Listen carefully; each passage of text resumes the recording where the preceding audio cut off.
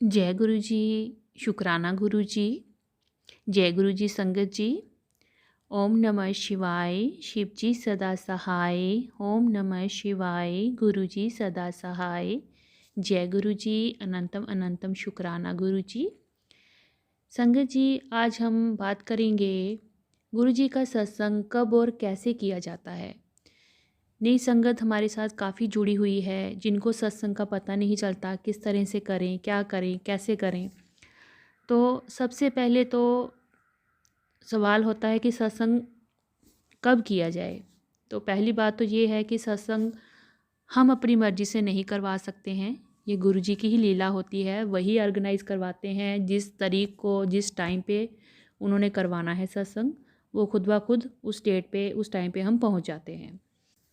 गुरु जी का सत्संग 2 घंटे का होता है और सत्संग में गुरु जी की गद्दी लगाई जाती है। गुरु जी को विराजमान करने के लिए उनको आसन दिया जाता है, पूरा चेयर पे, सोफ़े पे, जो भी आपके पास अवेलेबल हो, जैसे भी आप करना चाहें उस पे सुंदर चोला गुरु जी का बिछा के उनको अच्छे से बिठा के वहाँ पे फूलों से रंगोली बनाई जाती है। उनके चरणों में साइड पे टेबल लगाया जाता है, जोत लगाई जाती है थाली में, जो कि सत्संग के दौरान पूरी जलती रहती है।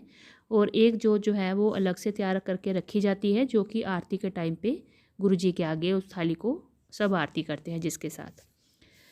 अब जो है सत्संग में चाय प्रसाद गुरु जी को भोग लगाया जाता है पहले, उसके साथ आप समोसा प्रसाद दे सकते हैं, कोई मिठाई रख सकते हैं या ब्रेड पकौड़ा रख सकते हैं, जी आपकी मर्जी है। चाय प्रसाद और समोसा प्रसाद जो है गुरु जी को भोग लगाने के बाद फिर उस चाय को, जो बाकी आपकी बची हुई चाय होती है जो आपने बनाई हुई है, उसके साथ उसको मिक्स कर दिया जाता है। और फिर बाद में उस चाय प्रसाद को गर्म नहीं करते हैं और फटाफट से जो भी आपके घर में संगत आई होती है सारी संगत जी को वो डिस्ट्रीब्यूट कर दिया जाता है गुरु जी का ब्लेसिंग वाला प्रसाद। क्योंकि जो वो चाय होती है वो इतनी ब्लेस्ड होती है, उसमें इतनी डिवाइन पावर होती है कि वो हमारी कितनी असाध्य रोग, हमारी कितनी समस्याएं, सब कुछ वो ठीक कर देती है। तो उसको तो पूरा कंप्लीट पीना चाहिए चाय प्रसाद को। साथ में समोसा प्रसाद जो है वो बांटा जाता है। गुरु जी का लंगर बनता है साथ में। लंगर के लिए आपने बिल्कुल सिंपल लंगर बनाना है, तो उसके लिए आप रोटी बनाइए, पूरी भी बना सकते हैं, साथ में 2 सब्जी बनती है। साथ में कड़ाह प्रसाद होता है गुरु जी का, जो कि आटे से बनता है, देसी घी आटे से। ये प्रसाद हमारा जो हम तैयार करके पहले ही गुरु जी के गद्दी के पास सत्संग से पहले रख देंगे। और सत्संग के बाद जब सत्संग में आरती हो जाती है उसके बाद वो हाथ के साथ सबको थोड़ा थोड़ा वो प्रसाद डिस्ट्रीब्यूट कर दिया जाता है, कड़ाह प्रसाद को। और फिर जब आरती हो जाती है तो उसके बाद ही जो है लंगर प्रसाद बँटता है। पर उससे पहले गुरु जी को जो लंगर प्रसाद है पूरा थाली में गुरु जी के डाल के पूरा प्रसाद ढक के गुरु जी को भोग लगाया जाता है। और ये जो भोग होता है ये हमने शुक्राना के टाइम पे लगाना होता है, लंगर का भोग गुरु जी को खाना जो खिलाना होता है। ये हो गया। और उसके बाद वो जो आरती हो जाती है फिर उसको आपने उठा के किचन में ले जाना है और बाकी सब्जियों के साथ जो है वो अपने मिक्स कर लेना है। और सबको वो फिर जितनी भी आपके घर में संगत आई है उन सबको वो बांट देना है। गुरु जी ने जिन जिन का कल्याण किया होता है वो अपना कल्याण किए हुई जो बात है, जो सत्संग है, वो सबको सुनाते हैं, ताकि बाकी भी उस चीज़ को सुन के ब्लेसिंग्स लें। क्योंकि गुरु जी ने कहा हुआ है जो सत्संग होता है सुनने वाले का भी कल्याण होता है और जो उसको सुनाता है उसका भी कल्याण होता है। तो ये तो बात होगी लंगर प्रसाद की। अब प्ले लिस्ट की बात करते हैं। प्ले लिस्ट में सबसे पहले वेलकम बैंड होता है, उसके बाद एक ओंकार होता है, उसके बाद आपने गुरबानी शब्द लगाने हैं जो कि हमें यूट्यूब पे इजीली हमें उसमें मिल जाते हैं। आप अपनी मर्ज़ी से उसमें गुरबानी के शब्द लगा सकते हैं। लास्ट में आप 1-2 भजन रखना चाहें तो वो भी रख सकते हैं। फिर उसके बाद जो होता है शुक्राना होता है गुरु जी का, वो प्ले करना होता है। उसके बाद मंत्र जाप और फिर शिव जी की आरती। और जो आरती होती है वो एक ही बार में प्ले करनी है, दोबारा दोबारा उसको रिपीट नहीं करते हैं, एक ही बार आरती लगाएंगे। और उसमें चाहें तो ज़्यादा संगत अगर आ गई है तो वो बाद में ऐसे ही मत्था टेकेंगे, पर आरती जो है वो एक बार ही प्ले होती है।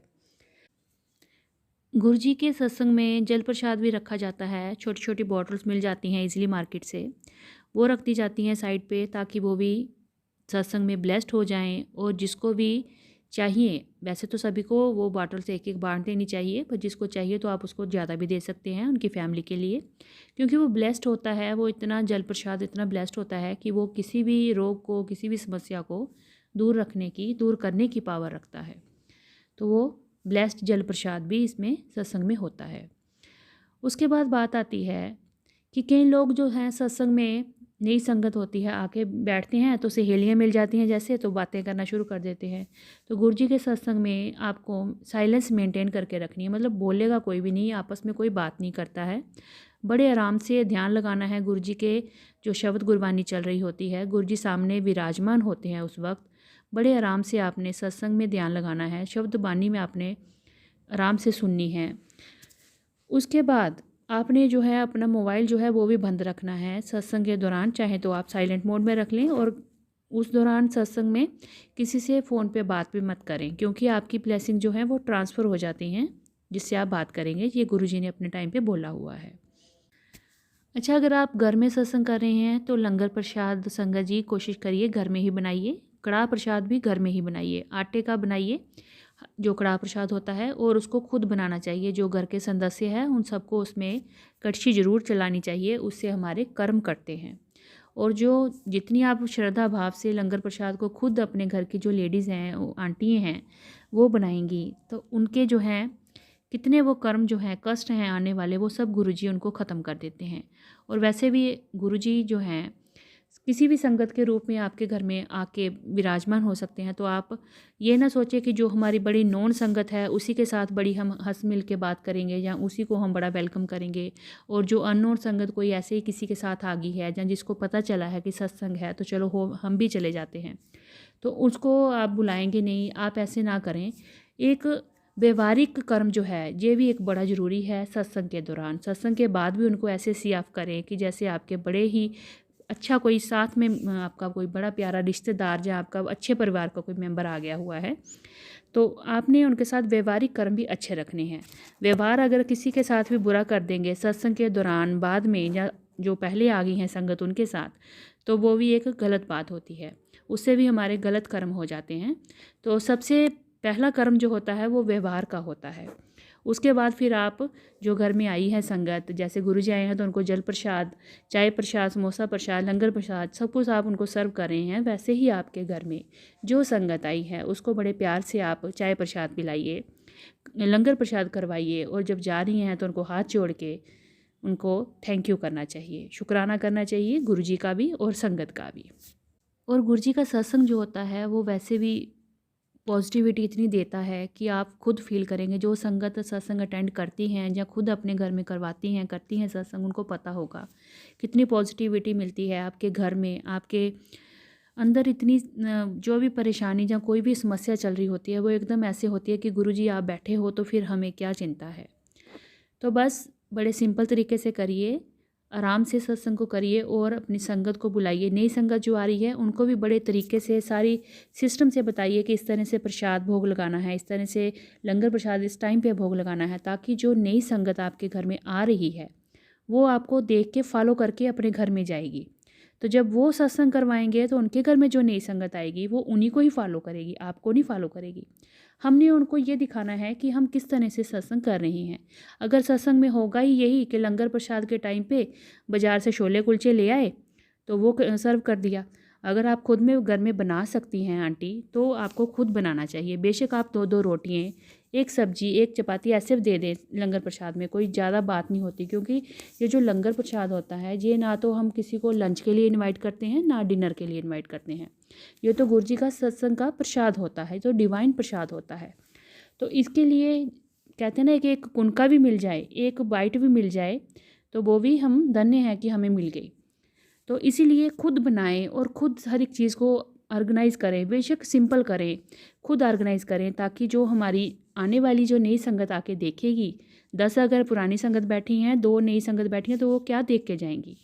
इसलिए पूरे सिस्टम से 2 घंटे के अंदर आपने सत्संग को कंप्लीट करना है। और जिस टाइम पे चाय प्रसाद, लंगर प्रसाद, जल प्रसाद डिस्ट्रीब्यूट होता है वो पूरे सिस्टम से वैसे ही करना है। और आरती के टाइम सब खड़े होकर बारी बारी से गुरु जी की आरती करते हैं और इस तरह से हमारा गुरु जी का जो सत्संग है वो कंप्लीट होता है। बाकी करने करवाने वाले गुरु जी होते हैं वो तो भाग के भूखे होते हैं, हम तो उनके लिए कुछ नहीं कर सकते, क्योंकि वही सब कुछ कर रहे हैं, वही सब कुछ दे रहे हैं। हम में इतनी हिम्मत नहीं होती कि हम सत्संग करवा सकें और किसी को घर में बुला के हम कुछ खिला सकें। तो ये सब उनकी मेहर है। और संगत जी, आपको कोई सवाल होगा तो मुझे कमेंट करके ज़रूर बताइएगा कि आप और क्या जानना चाहते हैं, मैं उस पर आपको डिटेल में बताऊंगी। जय गुरु जी, अनंतम अनंतम शुक्राना गुरु जी।